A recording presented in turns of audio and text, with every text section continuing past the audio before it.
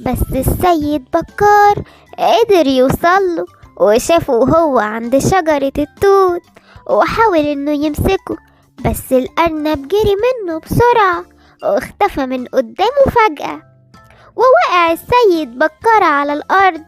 أنا حطيت الشبكة دي علشان تبعد الطيور، مش عشان نتكعبل فيها. لازم الأرنب ده يمشي حالا.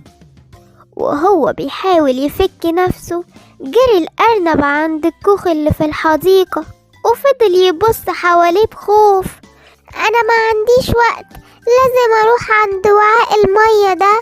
ولما وصل الأرنب عند وعاء المية لقاه مليان على الآخر، وفي نفس الوقت كان سمع صوت خطوات السيد بكار بيقرب منه. يا خبر، ده قدر يخرج نفسه من الشبكة، ما بدهاش بقى.